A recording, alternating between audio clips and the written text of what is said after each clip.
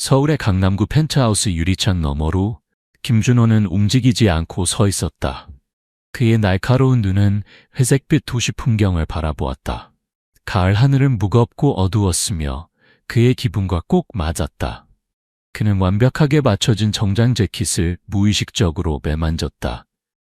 38세의 준호는 돈으로 살 수 있는 모든 것을 가지고 있었지만 가슴속 공허함은 재산으로도 채울 수 없다는 것을 매일 상기시켰다. 그의 시선은 아래 옥상 정원으로 향했고 그곳에는 5살 아들 민석이 휠체어에 앉아 있었다. 소녀는 두꺼운 파란색 스웨터로 몸을 감싸고 있었지만 여전히 몇 시간 동안 움직이지 않았다. 대부분의 날과 마찬가지로 민석은 앞만 응시하고 있었고 한때 반짝이던 눈은 이제 무감각하고 멀게 보였다. 준호는 이마를 차가운 유리에 대고 사고의 기억이 물밀듯이 몰려왔다. 타이어가 끼익 소리를 내며 유리가 부서지고 그 후 끔찍한 침묵만이 남았다. 의사들은 민석이 살아남은 것이 행운이라고 말했다. 하지만 가끔 준호는 아들이 정말로 그들과 함께 있는지 의문이 들었다. 신체적 부상은 가능한 한도 내에서 치유되었고 민석은 부분적으로 마비가 되었다.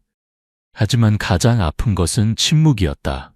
그날 이후 한마디도 말하지 않았다. 속삭임조차도. 주머니에서 전화가 울려 그의 생각을 중단시켰다. 준호는 화면을 보기도 전에 이미 누구인지 알고 있었다. 유나의 메시지가 차갑고 파란빛을 발했다. 웨딩 플래너 좌석 배치에 대한 최종 승인이 필요해요. 정 회장님은 1번 테이블에 앉을 수 없어요. 사회적 제한이 될 거예요. 하던 일이 끝나면 전화해요. 준호의 턱이 꽉 조여졌다. 그는 유나와 6개월 동안 약혼 상태였지만 그 기간 동안 그녀는 민석의 행복보다 자리 배치에 더 많은 관심을 보였다. 그녀는 아름답고 세련됐지만 그들 가족에겐 완전히 맞지 않았고 그는 매일 이 사실을 더 깊이 깨닫고 있었다. 정원에서의 움직임이 그의 눈길을 끌었다. 준호는 정원 입구로 슬며시 들어오는 작은 인형을 발견하고 똑바로 일어섰다. 그것은 어린 소녀였다. 아마도 7이나 8살 정도로. 검은 피부의 머리는 깔끔하게 뒤로 묶여 있었고 노란색 리본으로 매었다. 그녀는 낡았지만 깨끗한 교복을 입고 있었고 왁스 종이에 쌓인 무언가를 가슴에 꼭 껴안고 있었다. 준호의 첫 본능은 경비를 부르는 것이었다. 결국 이곳은 사적인 정원이었다. 하지만 무언가가 그를 망설이게 했다. 소녀는 마치 다친 새에게 접근하는 것처럼 조심스럽고 의도적인 발걸음으로 움직였다. 그녀의 얼굴은 민석에게 다가갈 때 부드러운 염려만을 보였다. 그의 아들은 움직이지 않았고 그녀의 존재를 인식하는 기색도 없었다. 소녀는 휠체어 옆에 무릎을 꿇고 그 움직임은 느리고 위협적이지 않았다. 준호는 숨을 멈추었고 그의 손은 필요할 경우 전화를 걸 준비가 되어 있었다. 소녀는 꾸러미를 풀고 단순한 샌드위치처럼 보이는 것을 드러냈다. 연습되고 자연스러운 움직임으로 그녀는 조심스럽게 그것을 반으로 나누었다. 준호는 소녀가 반을 민석에게 내밀고 두꺼운 유리를 통해 들리지 않는 말을 하는 것을 지켜보았다. 한동안 아무 일도 일어나지 않았다. 준호의 심장은 가슴 속에서 뛰었고 그는 기다리며 희망하면서도 희망을 두려워했다. 그때 놀라운 일이 발생했다. 민석의 머리가 약간 돌아갔는데 이는 며칠 동안 준호가 보지 못한 움직임이었다. 소년의 눈은 제 안에 집중했다가 소녀의 얼굴로 올라갔고 그때 준호의 세계를 무너뜨리고 동시에 다시 세우는 소리가 들렸다. 웃음소리, 작고 사용하지 않아 녹슬었지만 분명히 실제였다. 민석이 웃었다. 순수하고 깨진 작은 웃음이 고요한 불에 돌을 떨어뜨린 것처럼 공기를 통해 파문을 일으켰다. 준호는 창에서 물러서며 갑자기 다리가 불안정하게 느껴졌다. 그의 아들, 그의 조용하고 내성적인 작은 소년이 웃었다. 그 소리는 준호의 귀에 음악처럼, 기적처럼 울렸다. 그는 사고 전에 마지막으로 그 소리를 들었던 때를 기억할 수 없었다. 하지만 심지어 그때도 그것이 그렇게 소중했을까? 준호의 시야는 예상치 못한 눈물로 흐려졌고 그는 소녀가 샌드위치 반을 민석의 무릎에 조심스럽게 놓는 것을 지켜보았다. 그의 아들의 손, 보통은 매우 조용한 손이 제 안을 만지기 위해 움직였다. 준호는 비싼 펜트하우스에 서서 성공의 모든 질감에 둘러싸여 있었지만 결정을 내리지 못하고 마비된 상태로 있었다. 그는 그곳으로 달려가야 할까? 그의 존재가 이 마법을 깨뜨릴까? 이 아이는 누구였을까? 1년 동안 전문가들의 군대가 실패한 것을 순간적으로 해낸 이 아이는 그는 창에서 한 걸음 더 물러섰고 심장은 가슴속에서 울렸다. 아들을 보호하려는 욕구와 이 예상치 못한 교감의 순간을 방해할까봐 두려움 사이에서 갈등했다. 지금으로서는 그저 지켜볼 수밖에 없었다. 그의 세계는 샌드위치를 가진 작은 소녀와 그의 아들의 웃음소리에 의해 기울어졌다. 준호의 손이 전화기에 닿으려고 했다가 멈췄다. 경비팀은 이 일을 너무 효율적으로 처리할 것이다. 그들은 소녀를 데려가 버릴 것이고 그녀와 함께 그의 아들을 다시 삶으로 돌려놓은 이 연약한 교감의 순간도 사라질 수 있었다. 아니, 이것은 더 섬세한 접근이 필요했다. 그는 넥타이를 바로잡았다. 이는 수많은 비즈니스 미팅에서의 긴장한 습관이었다. 그리고 옥상으로 가는 프라이빗 엘리베이터로 향했다. 엘리베이터 버튼을 누르자 그의 심장은 가슴을 두드렸고 상승의 매초가 영원처럼 느껴졌다. 만약 그가 그녀를 놀라게 하면 어쩌지?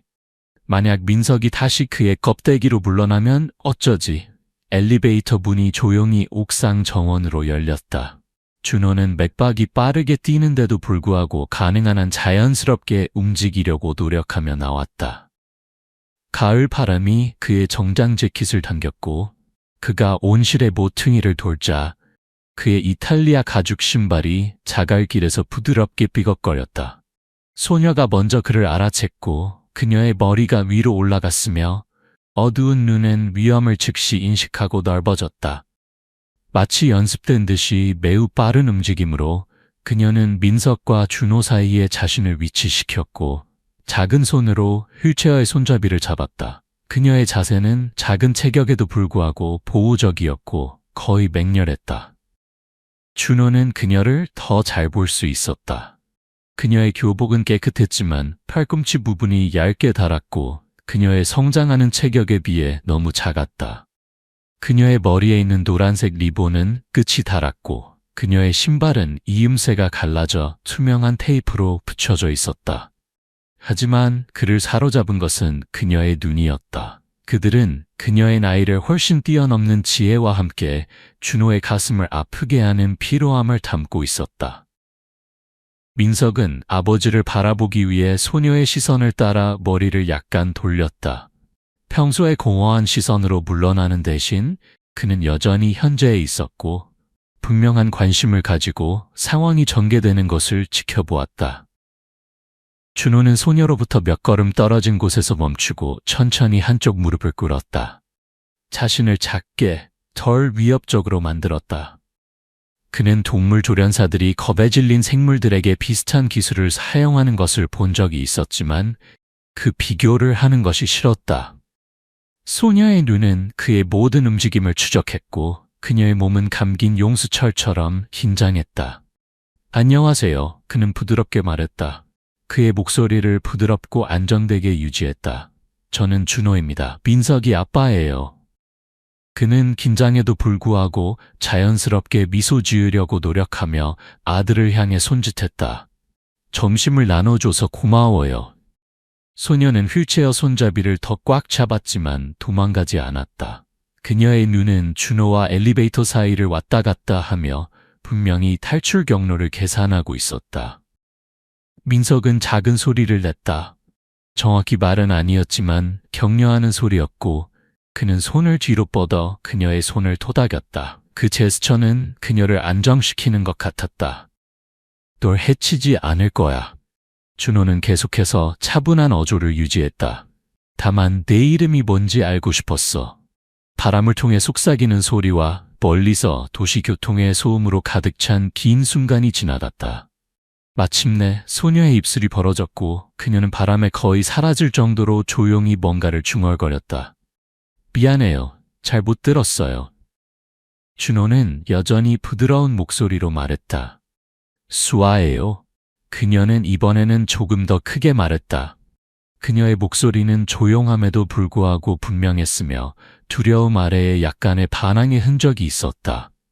준호는 고개를 끄덕였다. 그는 대답하는 그녀의 용기를 인정했다. 수아, 그것은 아름다운 이름이에요. 그는 민석의 무릎에 있는 나눠진 샌드위치의 잔해를 보고 다시 그녀의 날씬한 몸을 바라보았다. 그녀가 제대로 식사한 지 얼마나 됐을까? 알다시피 민석이와 내가 막 점심을 먹으려던 참이었어요. 우리와 함께 하겠어요? 수아의 얼굴은 조심스러운 가면이 되었다. 제 엄마는 작년에 돌아가셨어요. 저는 아빠를 모르겠어요. 그 말을 들으니 정말 유감이에요. 준호는 진심으로 말했다. 그는 의자를 꺼내 그녀가 갇힌 느낌이 들지 않도록 각도를 조절하며 앉았다. 친척분들과 함께 지내고 있니? 그녀는 고개를 저었고 시선은 접시에 고정되어 있었다. 위탁 가정이요? 그녀는 중얼거렸고 더 조용히 덧붙였다. 도망쳤어요. 준호의 위가 조여들었다. 이유를 물어봐도 될까? 수아의 손가락이 냅킨을 비틀었다. 민석이 앞으로 굴러와 그녀의 팔을 토닥였고 부드럽게 격려하는 소리를 냈다. 그녀는 그를 보고 다시 그녀의 접시를 바라보았다. 그들은 나빴어요. 그녀는 속삭였다. 제가 나쁘게 굴면 지하실에 가둬요. 때때로 며칠 동안이요. 준호는 매스꺼움을 느꼈다. 그의 첫 본능은 아동보호 서비스에 즉시 전화하는 것이었다. 하지만 무언가가 그를 멈추게 했다. 옥상에서 민석의 웃음, 그의 아들이 1년 이상 만든 첫 진짜 소리에 대한 기억. 수아가 자신의 두려움에도 불구하고 즉시 민석을 보호하기 위해 자신을 위치시키는 방식. 그녀가 음식을 저장하는 조심스러운 방식은 그녀가 견뎌온 것에 대해 많은 것을 말해주었다. 어디서 지내고 있었니? 그는 대신 물었다. 그의 목소리를 중립적으로 유지했다. 버스 정류장이요. 수아는 인정했다. 경비원들이 올 때 화장실에 숨을 수 있고 때때로 친절한 아주머니들이 남은 음식을 주세요. 준호의 마음은 빠르게 돌아가고 있었다. 아동보호 서비스에 전화하는 것이 올바른 일일 것이다. 하지만 그들은 그녀가 도망친 같은 망가진 시스템으로 다시 던져버릴 것이다. 그 같은 시스템이 그녀를 그 지하실에 갇히게 했다. 그는 민석을 보았다.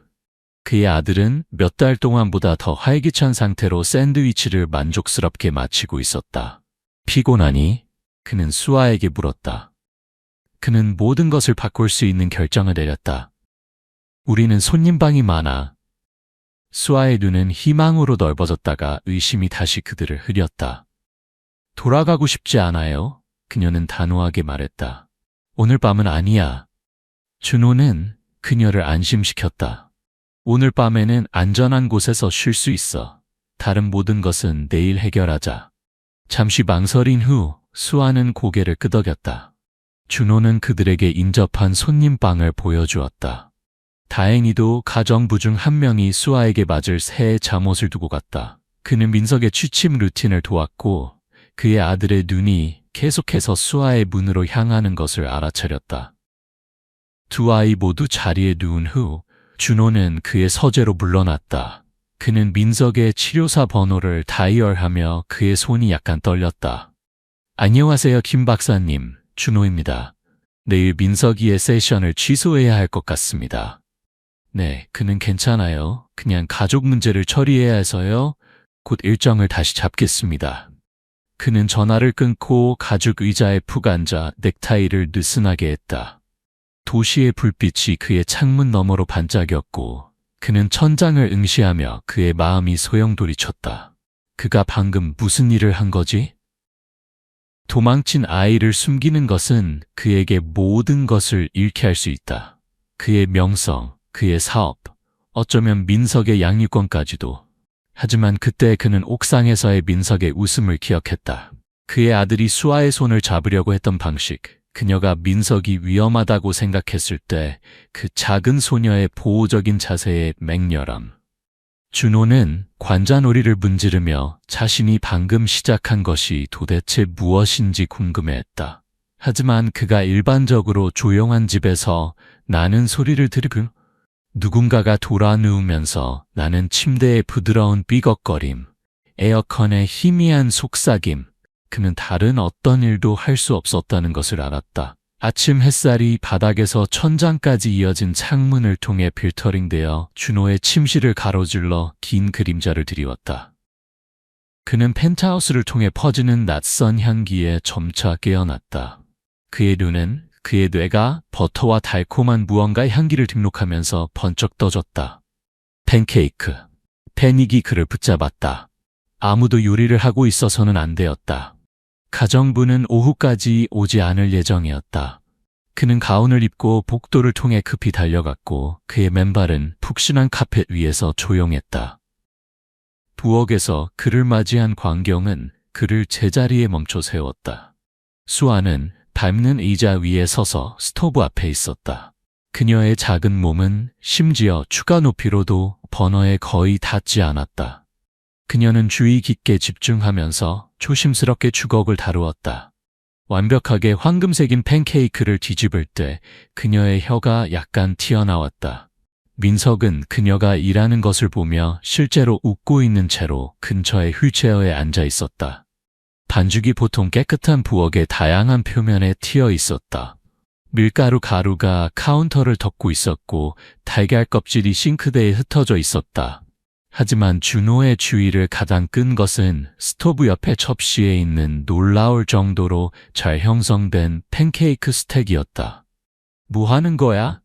그는 목소리에서 경각심을 빼려고 노력하며 물었다. 수아는 약간 놀랐지만 주걱을 확실히 잡고 있었다. 아침 식사를 만들고 있어요. 그녀는 마치 7살 아이가 스토브를 작동하는 것이 세상에서 가장 자연스러운 일인 것처럼 말했다. 할 줄 알아요. 쉼터 부엌에 있는 아주머니들을 항상 지켜봤어요. 하지만 스토브는 위험해.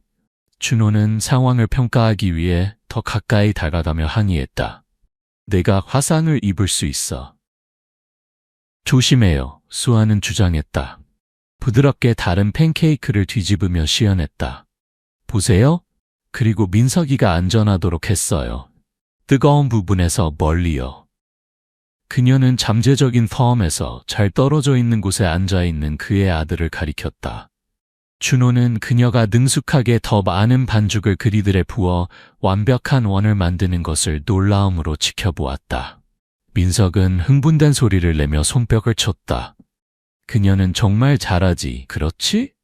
준호는 부드럽게 그의 아들에게 말했고 열정적인 고개 끄덕임과 반응을 얻었다. 단순한 상호작용, 그의 아들이 실제로 참여하고 반응하는 것은 그의 목을 감정으로 조이게 했다. 모든 것을 찬장에서 찾았어요. 수아는 마지막 팬케이크를 스택에 옮기며 설명했다. 아무것도 낭비하지 않았어요. 약속해요. 그리고 모든 엉망을 청소할게요. 준호는 머리를 흔들며 캐비닛에서 접시를 꺼냈다. 먼저 먹고 그 다음에 함께 치우자. 아침 식사 후 민석이 그의 음식을 먹는 동안 준호는 수아에게 그의 홈오피스로 와달라고 손짓했다. 아침 햇살이 창문을 통해 흘러 책의 벽과 무거운 나무 책상을 밝혔다. 그는 덜 위협적으로 보이기 위해 책상 뒤가 아닌 가죽 의자 중 하나에 앉았다. 수아, 우리는 몇 가지 중요한 규칙에 대해 이야기해야 해. 그는 부드럽지만 단호하게 말했다. 네가 여기 머물 거라면 이해해야 할 것들이 있어. 그녀는 다른 의자의 가장자리에 앉았다. 그녀의 등은 똑바로, 손은 무릎에 접혀 있었다. 그 자세는 그런 작은 아이에게는 너무 어른스러워 보였다. 첫 번째이자 가장 중요한 것은 내 약혼녀 유나가 여기 있을 때 완전히 숨어 있어야 해. 그녀는 네 존재를 알아서는 안 돼. 아직은. 그것은 그는 적절한 단어를 찾기 위해 노력했다. 복잡할 거야. 숨는 것은 잘해요. 수아는 조용히 말했다. 위탁 가정에서 많이 연습했어요. 준호의 가슴은 그녀의 담담한 어조에 조여들었다. 두 번째 규칙, 여기서 일한다고 말하더라도 절대로 누구에게도 문을 열지 마. 그리고 건물의 공용구역에 가까이 가면 안 돼. 엘리베이터 로비, 주요 복도, 그런 곳은 금지야. 너무 위험해. 이해해요. 수아가 말했다. 문제를 일으키고 싶지 않아요. 숨어야 할 때는 제 방에 있을게요. 좋아, 준호가 말했다. 그런 다음 그의 어조를 부드럽게 했다. 하지만 우리만 있을 때는 숨을 필요가 없어. 이곳은 너의 집도 될 수 있어. 지금은 적어도 우리는 적절한 일정을 세울 거야. 민석이의 과외와 물리치료 세션을 위한 시간. 그는 책의 벽을 희끗 보았다. 책을 읽고 싶니? 우리는 어린이 책이 많아. 수아의 눈이 밝아졌다. 엄마가 돌아가시기 전에 저에게 읽는 법을 가르쳐 주셨어요. 그녀는 책이 마법이라고 했어요. 어디든 데려갈 수 있다고요. 그녀는 매우 현명해 보이네. 준호는 부드럽게 말했다. 여기서 끝나면 책을 좀 골라보는 게 어때? 우리는 매일 독서 시간을 정할 수 있어.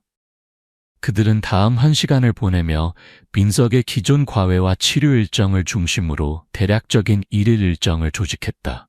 수아는 전체적인 것에 대해 놀라울 정도로 실용적이었고 즉시 신중함과 타이밍의 필요성을 이해했다. 그날 저녁 준호는 그의 서재에 앉아 분기별 재무 보고서에 집중하려고 노력했다. 그의 마음이 계속해서 그의 삶이 단지 24시간 만에 취한 이상한 전환에 방황하면서 숫자들이 그의 눈앞에서 흐려졌다. 거실에서 소리가 그의 주의를 끌었다. 웃음소리, 민석의 웃음소리. 그는 그의 서류를 내려놓고 조용히 문간으로 이동했다. 그의 앞에 있는 광경은 그의 숨을 멎게 했다. 수아는 커피 테이블을 뒤로 밀어 방 중앙에 열린 공간을 만들었다. 팝 음악이 어딘가에서 부드럽게 연주되고 있었고 그녀는 민석이 박자에 맞춰 팔을 움직이도록 돕고 있었다. 그의 아들은 휠체어에 앉아 있었고 수아가 그의 손을 휘두르는 움직임으로 안내할 때 얼굴은 기쁨으로 붉게 물들어 있었다. 이렇게 그녀는 자신의 팔을 흔들며 시연했다. 춤이에요. 정말 잘하고 있어요, 민석. 민석은 킥킥거렸다. 실제로 킥킥거리며 그녀의 움직임을 모방했다. 그의 조정 능력은 흔들렸지만 그의 열정은 분명했다. 준호의 가슴에 퍼진 따뜻함이 그를 불시에 사로잡았다. 그것은 그가 그의 아내가 죽기 전에 느끼지 못했던 감정이었다.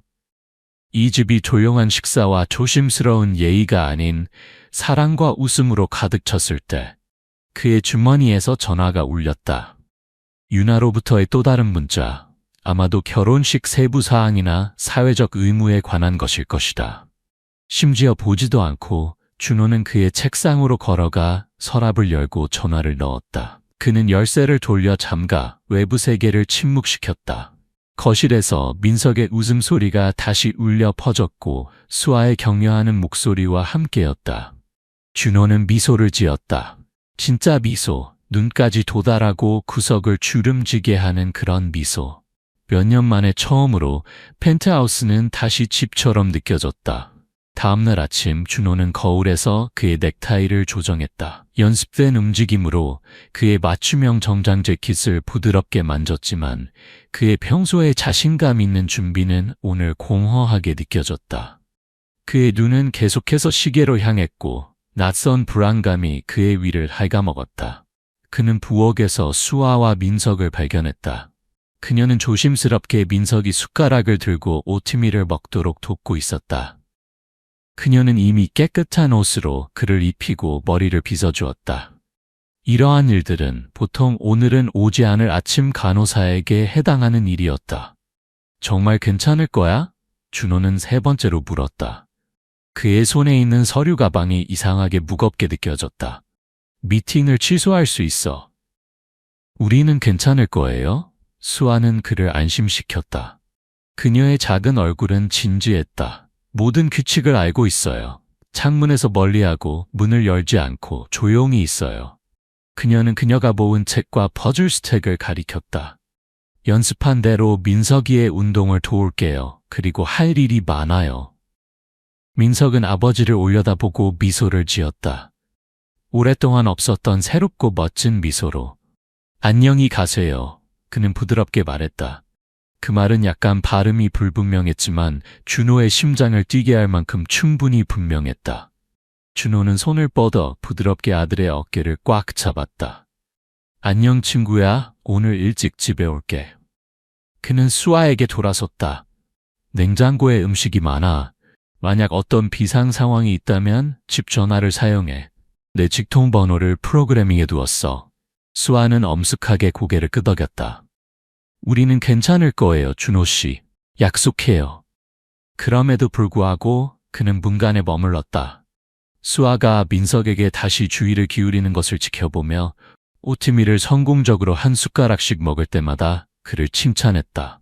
그녀의 인내심 있는 격려는 아프게도 그의 고인이 된 아내 지수를 상기시켰다. 지수는 항상 부드러운 말과 끝없는 인내로 그들의 아들을 동기부여하는 방법을 정확히 알고 있었다. 마침내 준호는 자신을 강제로 떠나게 했다. 주차장으로 내려가는 개인 엘리베이터를 탔다. 사무실로 가는 길 내내 그의 생각은 계속해서 펜트하우스로 돌아갔다. 그는 전에 민석을 전문 보호자 외에는 아무와도 혼자 두지 않았다. 하지만 어떻게든 그는 그들의 삶에 신비롭게 나타난 이 작은 소녀를 신뢰했다. 아침 이사회 회의는 분기별 예측과 투자 전략의 흐릿한 이미지였다. 준호는 자신이 테이블 아래에서 몇 분마다 전화를 확인하는 것을 발견했다. 절반은 오지 않는 비상 전화를 기대하고 있었다. 다른 이사회 구성원들이 시장 변동에 대해 웅얼거리는 동안 그의 마음은 수아와 민석이 함께 읽거나 물리치료 운동을 연습하는 이미지로 방황했다. 그의 전화가 다시 울렸다. 유나로부터의 또 다른 문자. 이번 주에 케이크 맛을 확정해야 해요. 포시즌스는 우리 날짜를 영원히 유지하지 않을 거고 우리는 발리 대 몰디브에 대해 신혼여행을 이야기해야 해요. 전화해요. 준호는 응답하지 않고 전화를 주머니에 다시 넣었다. 불과 며칠 전까지만 해도 너무 중요해 보였던 결혼식 세부 사항이 이제는 사소하고 멀게 느껴졌다. 어떻게 그의 펜트하우스에 숨어있는 노숙자 아이가 있을 때 케이크 시식에 집중할 수 있을까? 어떻게든 그의 아들을 다시 삶으로 데려오는 점심시간 동안 평소의 비즈니스 동료들과 프라이빗 클럽에 합류하는 대신 준호는 그의 사무실에 혼자 앉아 도시 스카이라인을 바라보았다. 그의 창에서 그는 멀리서 그의 건물의 꼭대기를 간신히 볼 수 있었다. 그들은 지금 무엇을 하고 있을까? 민석은 괜찮을까? 수아는 두렵거나 외로울까? 그의 비서가 연락해왔을 때 그는 거의 자리에서 뛰어올랐다. 준호 씨, 투자팀이 회의실에서 기다리고 있습니다. 맞아. 그는 서류를 모으며 말했다. 지금 가겠습니다. 오후는 회의와 전화통화의 안개 속에서 느리게 지나갔다. 준호는 자신이 토론을 일찍 끝내기 위해 핑계를 대고 필수적이지 않은 약속을 다시 잡는 것을 발견했다. 오후 4시까지 그는 더 이상 견딜 수 없었다. 마지막 미팅을 취소해 주세요. 그는 이미 코트를 입으며 비서에게 말했다. 가족 문제로요. 집으로 가는 길은 영원히 걸리는 것 같다. 엘리베이터에서 준호의 발은 숫자가 올라가는 것을 보며 참을성 없이 두드렸다. 그는 무엇을 발견할까? 수아는 숨겨져 있기로 한 약속을 지켰을까? 민석은 괜찮을까?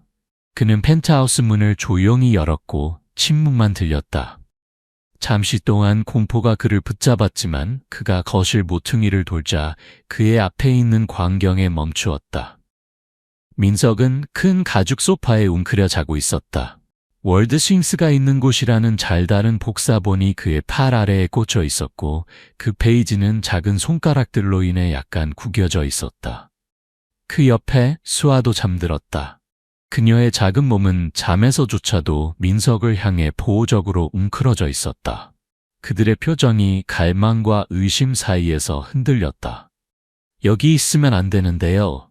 그녀는 휠체어를 잡은 손의 힘을 약간 풀며 인정했다.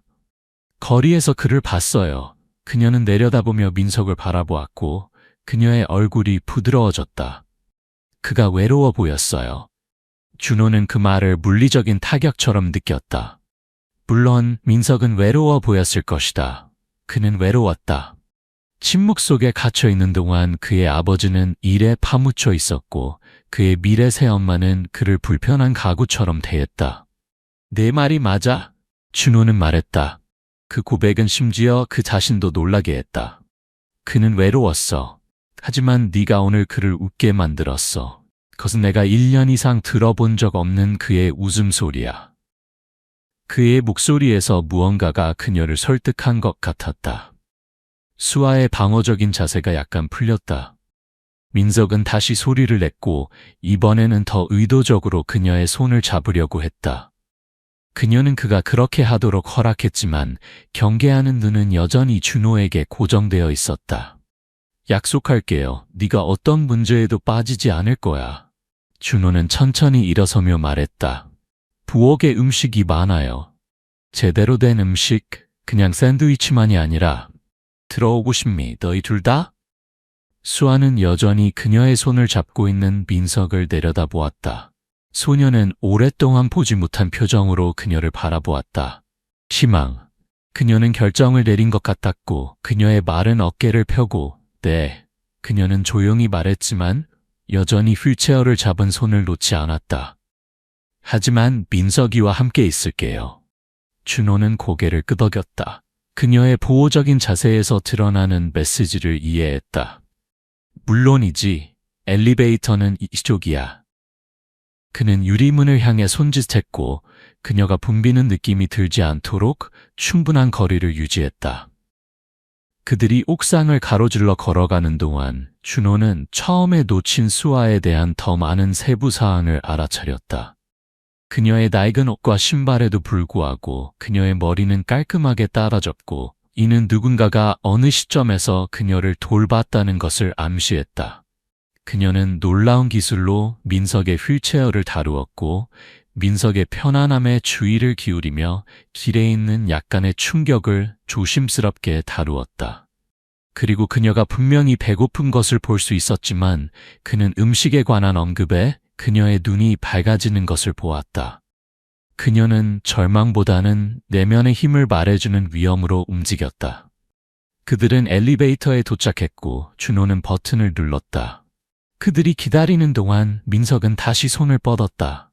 이번에는 부드러운 호기심으로 수아의 따은 머리 중 하나를 만졌다. 물러나는 대신 그녀는 그에게 미소를 지었다.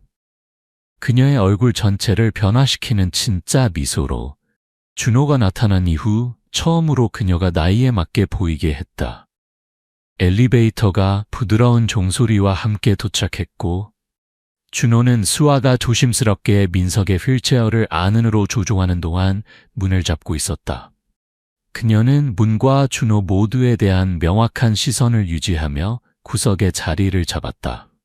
그들이 펜트하우스로 내려가기 시작하자 준호는 광택 있는 엘리베이터 벽에 비친 그들의 모습을 보았다. 정말 이상한 3인조였다. 비싼 정장을 입은 사업가, 몇 달 동안보다 더 많은 생동감을 보이는 얼굴을 한 장애가 있는 소년, 그리고 어떻게든 그들 사이에 침묵을 연결한 낡은 옷을 입은 작은 소녀. 엘리베이터 문이 펜트하우스의 대리석 현관으로 직접 열렸다.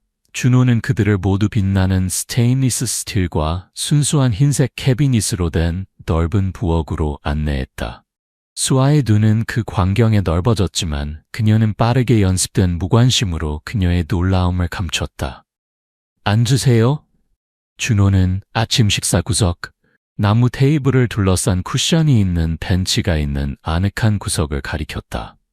수아는 스스로 벤치의 가장자리에 앉기 전에 조심스럽게 민석의 휠체어를 테이블에 위치시켰다.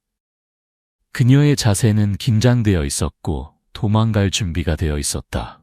준호는 거대한 냉장고를 열고 그 내용물을 갑작스러운 불확실함으로 쳐다보았다. 커피보다 더 복잡한 것을 만든 지 몇 년이 지났다. 가정부가 보통 식사를 처리했고 그녀는 몇 시간 전에 떠났다. 샌드위치는 어때요? 그는 빵, 칠면조 고기, 다양한 양념을 꺼내며 제안했다. 그가 모든 것을 카운터에 놓으면서 그의 움직임은 뻣뻣하고 어색했다. 난 요리를 잘 못해요. 제가 도울 수 있어요. 수아는 민석 옆에 보호적인 위치에서 움직이지 않으면서 조용히 제안했다. 그건 매우 친절하지만 너는 내 손님이야. 준호는 빵 봉지를 만지작거리며 말했다. 편하게 있어. 그는 샌드위치를 조립하는 동안 수아의 눈이 그의 모든 움직임을 추적하는 것을 느낄 수 있었다.